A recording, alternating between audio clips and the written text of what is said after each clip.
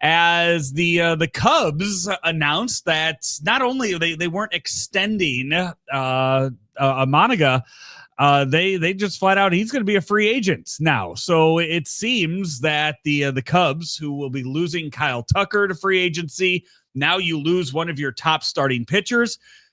I think it's very. I mean, it's not kind of we're not going off the reservation at all by kind of saying, hey, the Cardinals could possibly be a contender in the NL Central if the Cubs and the Brewers just aren't going to try.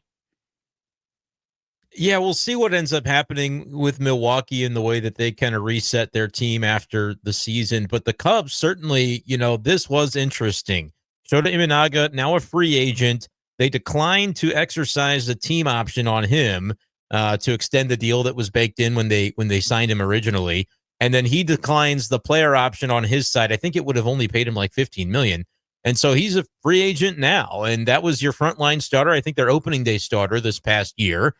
And had a good season. Like, I know there's kind of conversation of people wondering, like, is he a candidate to potentially have some regression? But I mean, in the couple of years that he pitched with the Cubs, he pitched pretty well. 3.7 ERA this year, was 2.9 his rookie season at age 30. Now he is older, right, than some other players. 32 years old.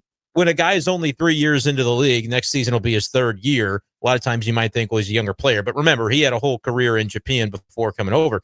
And I guess that's maybe part of the impetus here is going, all right, we don't really know what's coming in 2027. We don't want to necessarily, tack on some additional money here for future seasons where it just, we don't know. There's uncertainty. And so if you're the Cubs, it really does feel like a cost-saving measure, especially when coupled with the notion that this doesn't seem like Kyle Tucker is going to be on the table. So I guess it could go one of two ways. The Cubs could be really trying to just save some money and everybody's bracing for impact prior to whatever may come on the other side of a new CBA in 2027.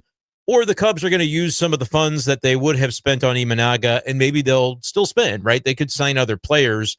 But this is definitely interesting, and it does kind of beg the question. If it's the other way, if it's the way of, they're just kind of saving money and gonna hold up here and everybody's gonna brace for impact, does that make it a little bit easier on other NL Central teams? Obviously, the Brewers still a force to contend with. They were the best team in the division this year, and the Reds make the playoffs as well. So I don't think it's as simple as looking at the Cardinals and saying, well, if the Cubs aren't really going for it, maybe the Cardinals can slide in.